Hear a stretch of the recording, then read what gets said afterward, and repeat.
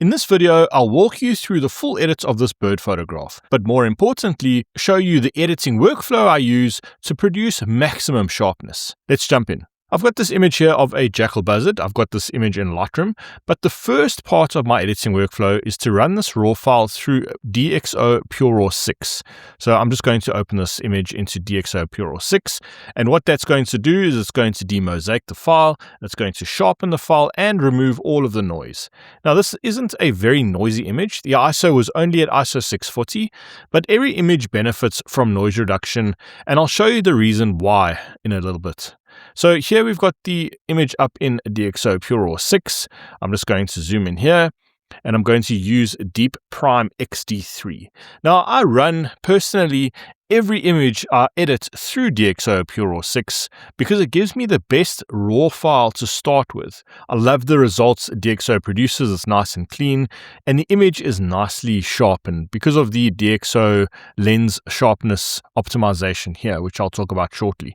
I'm going to use Deep Prime XD3. Luminance I'm going to drop to about 40 or so. It wasn't a very noisy image. As you can see, on the left is the preview, on the right is the rendered image. Leave force details at 0, and then lens sharpness optimization, I'm going to leave that at standard. If I turn this off, you can see the images without any sharpening applied, and this lens sharpness optimization works quite nicely. I'm sure it's using some of the DxO profiles that has been modeled around the specific lens that I used here. So I'm going to leave that at 100. You can drop it down to whatever you want. You can choose soft or standard. You can also go up to hard, which is very, very strong, but I'm going to leave that at standard for now. I like to add a little bit of this lens sharpness optimization at this stage of the workflow, just to tighten up those raw details slightly. I'm going to leave chromatic aberration on. I'm not going to correct any vignetting or any lens distortion here. So I will simply click process now, and that will bring this raw file back into Lightroom as a new DNG file to use.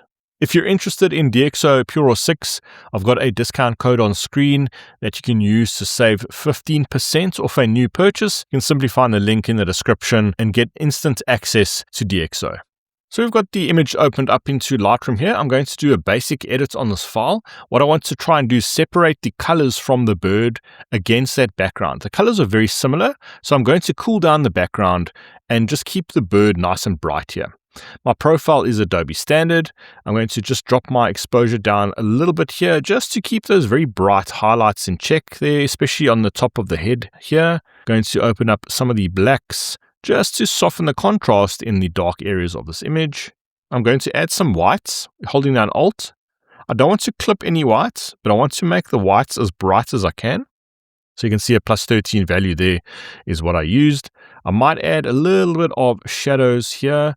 Because the image was shot when the sun was quite harsh, there are some shadows, especially on the eye here, that I just want to correct. So here I'm going to then select my subject.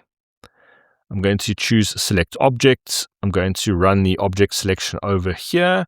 Now object selection works really nicely. You can see it's really selected the bird well, especially around the talons there. If I just, for example, create a subject selection, you can see there are flaws in this selection here. You can see it selected some of the background there, which I don't want. So I generally find object selection to be much better than subject selection. So let's just place that over there to select the subject. Now I'm going to just label this as bird. I'm going to use this mask over and over again. Now the first thing I want to do is duplicate and invert this to select the background. So I'm going to name that background. I want to offset the color of this background a little bit away from the color on the bird. I'm going to just turn the overlay off. I'm going to just drop down the white balance here, and you can see that's creating a really nice color contrast in the image. I'm going to just remove a little bit of the magenta. I think it was a slight purple tint on the back that I don't want. And then I might just drop down the exposure. And you can see that's really helping the bird stand out quite a lot there, which I really, really like. I'm going to go back to my bird selection here. Going to increase the exposure slightly, dropping down some of those highlights. Again, I don't want those highlights on the bird's head to be too bright.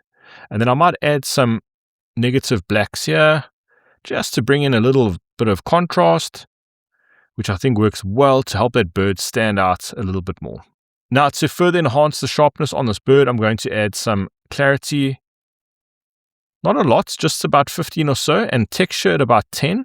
That's just going to increase the micro contrast on the bird, which also helps produce the appearance of sharpening. And then also under detail here on this bird mask, I'm also going to add a little bit of sharpening here.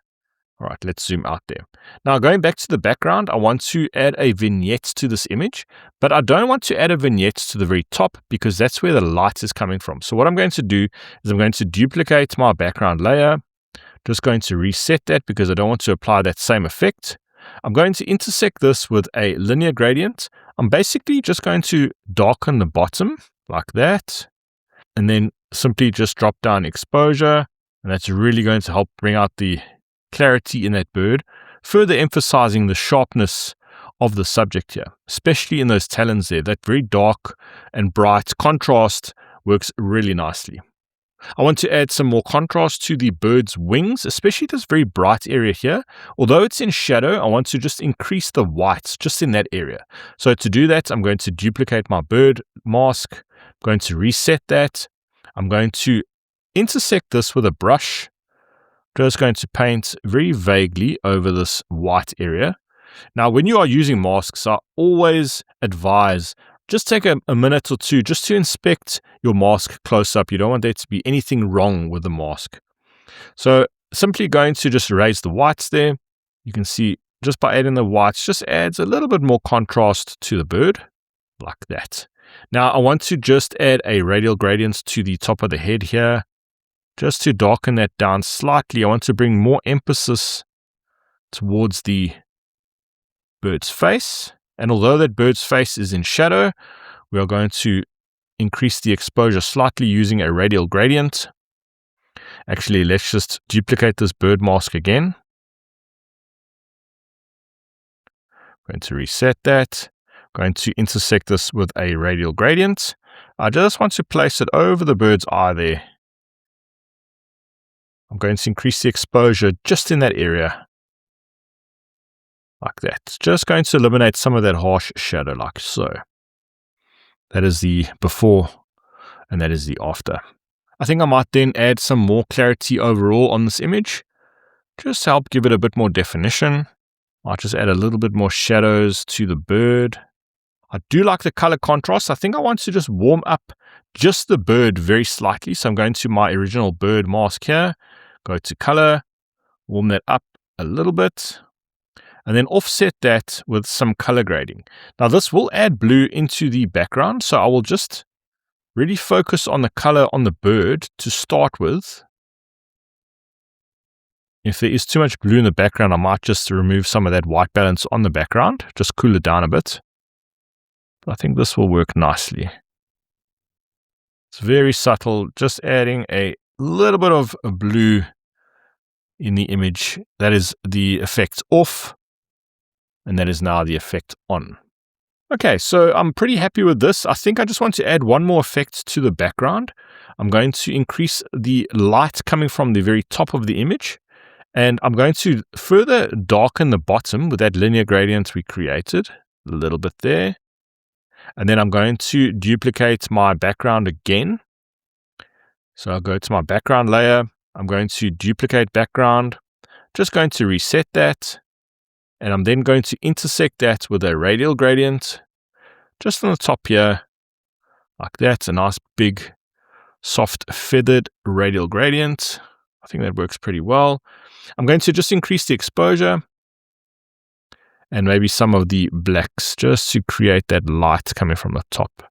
Might just move this over slightly, like that. And I can perhaps warm this up a little bit. I'll turn this off here.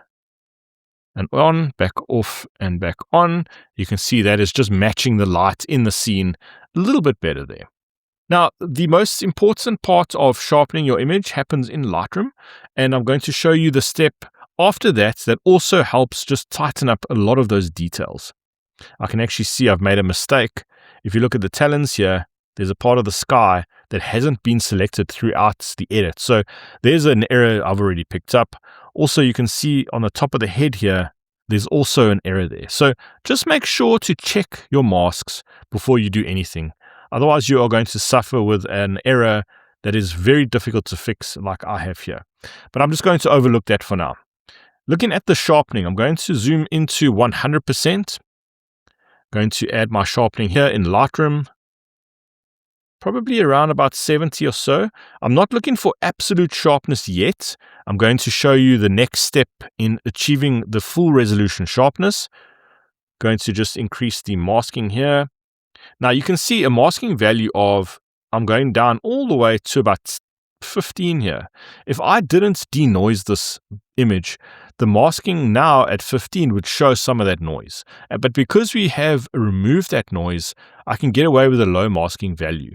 So with the noise in the image, I would have to increase this probably to about 30, and then it would take away sharpening on the subject. So if you look at the subject now with a value of 30 on the masking, and if I drop that down to 15, you can see more of the subject is being sharpened. So it's definitely worth removing the noise from the image at the very beginning of the workflow.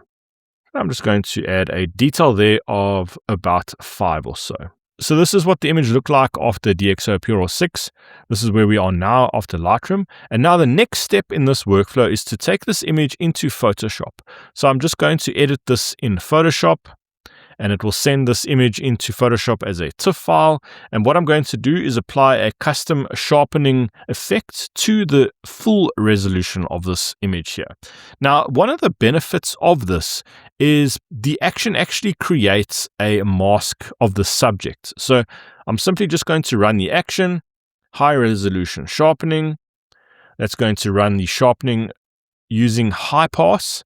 That's going to use a linear light blending mode and a Highpass value of 1. So you can see here, that's where we are now. That's what the sharpening looks like. If you're interested in this high resolution sharpening action for Photoshop, there's a link in the description and you can download it for free. Now, this Highpass here is at a value of 1. If you double click Highpass in this layer menu here, you can change this. I find a value of 1, maybe 0.6, or 0.5, depending on the resolution of your image. This is quite a low resolution file. This is quite an old image. So a value of maybe 0.8 works really nicely here. So if I turn this sharpening off here, there it is, and then the sharpening back on. And then I'll save this image back into Lightroom. If you struggle with editing, I've put together a full raw workflow guide you can download for free in this next video.